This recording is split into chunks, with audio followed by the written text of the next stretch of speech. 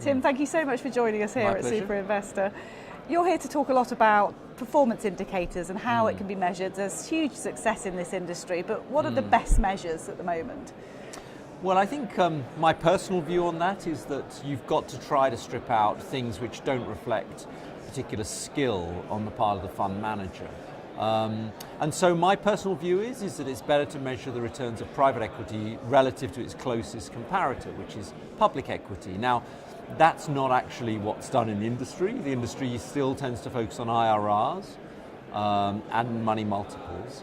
And they're not uninteresting, especially when combined, but I think they're becoming more and more difficult to interpret as GPs are using things like subscription lines to avoid drawing capital from the LPs. And so my personal view is that to some extent the existing ways of measuring returns are actually becoming less informative, and I'm not sure that the alignment of interest is really there anymore.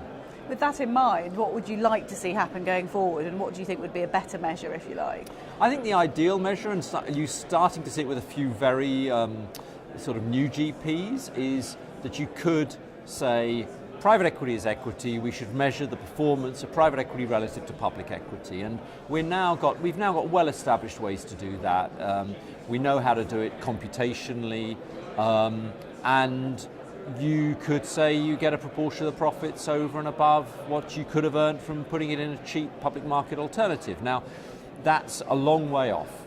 We may come back here in 10 years' time and say, gosh, we're suddenly doing that, but actually it's a long way off. A few GPs, new GPs are going down that route, but the vast majority of them are still doing good old-fashioned IRRs and money multiples, which means that in some years 95% of GPs get paid carried interest, which in my mind is bizarre, because you're paying carried interest to people who are like in the bottom 5 or 10% of the distribution of GPs.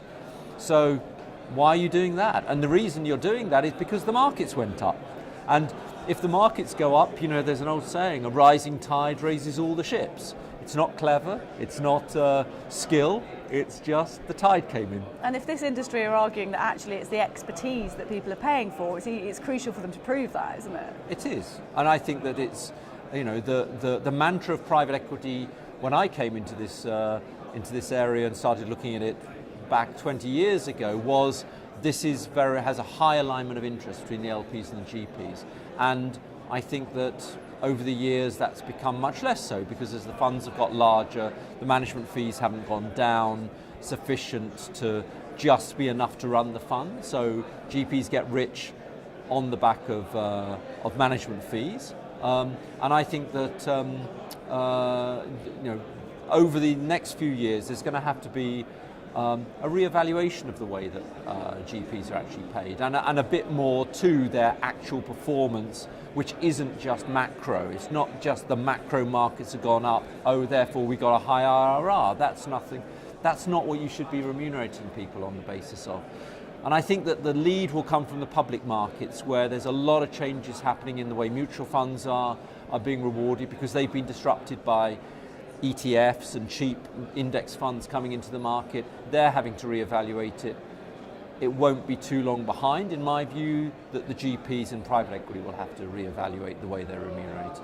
And maybe the end of a cycle, something happening in terms of event in the markets next year might prompt that even more. Could do. This is the worst time for LPs to try to get innovation, where the demand-supply balance is exactly against them, right? So there's a huge demand for private equity. The returns have been pretty good. The GPs are not desperately receptive to the idea of innovation. The model has worked quite well for them. If the market turns, that's the time when capital becomes more scarce, where the returns haven't been so good. After all, in a falling market, those sorts of public market equivalent return remuneration schemes can pay out, because if the market falls 10% and you fall 5%, you get paid. So you never know. But I think you're right that we're going to have to wait for the market to turn. You talked about alignment of interest there. If I could just shift on to co-investment for a minute, and what the story is there. It's become more established. It has somewhat of a track record now. What would you say that track record shows, and how can that be measured? Yeah, well, this draws more on my academic research, which has looked at trying to build up the largest database of co-investment deals. And so based upon about 1,000 co-investment deals that we got data from, we found a couple of findings, which is that firstly, they seem to be more or less a random draw from the fund. In other words, there's no adverse selection. It's not like the GPs are giving the worst deals to the LPs for co-investment. So that's finding one, but I said more or less. What I mean by more or less is that actually there's a bias towards the larger deals in the fund, which is not surprising because those are the ones that the GPs often need other investors to come in on. What we then find is that actually the performance of those deals is about in line with in gross terms, with what you would have got if you'd put together a portfolio of the fund investments. So the great thing about co-invest, of course, is because you tend to pay either zero or much lower fees, that if you can do a large enough portfolio of them, it's a very good thing for investors to do. And I stress that large enough portfolio because we also showed by looking at the returns, the deal by deal returns within a fund, that there's a huge span of returns. And you get some that return zero and some that return 10 times the money. And if you're going to do co-investment, you've got to do enough that you get those odd ones that generate 10 times your money. And if you dip your toe in the water, this is not a good idea. You've got to jump in the swimming pool. This is the only way to do it, is you've got to do it at scale. You've got to commit to it. And that can be problematic for some investors because if you do 2 or 3 and you don't really do too well, then you'll probably drop out. Whereas if you go in and say, we're going to do this for the next 5 years and we're going to do 50 deals and then we're going to evaluate it, you'll probably do very well. You need to have a bit of longevity and resilience in there, if you like. And there are a lot of deals which don't do very well. Just like there are a lot of fund deals that don't do very well, but you don't see it, you don't feel it if you're a fund investor because it gets evened out. And what you have to do is you have to invest knowing that the distribution of returns is quite large, and you're going to get some deals which aren't so good. And that's not a reason to not do it in a way. That's just the luck of the draw.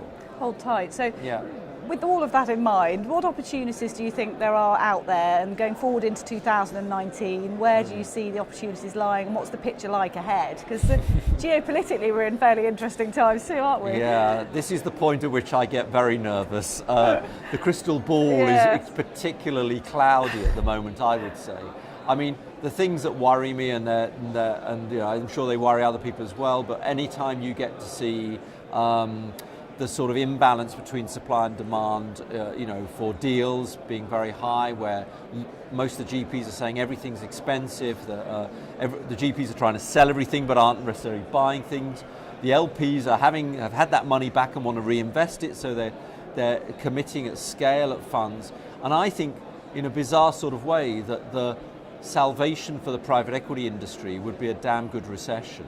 Because all that money that's been committed to the 17, 18 funds, maybe the 19 funds, it would be a lot easier to deploy it if we'd had a 20% correction on the market or we'd had something a bit worse than that.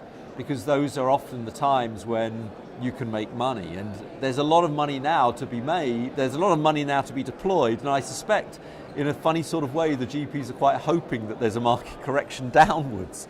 But who knows whether that will happen. My hunch is, history tells you, it's any time now. Thank you so much. Interesting insights. Watch this space. Thank you. Thanks, Tim. Thanks for joining us. No problem.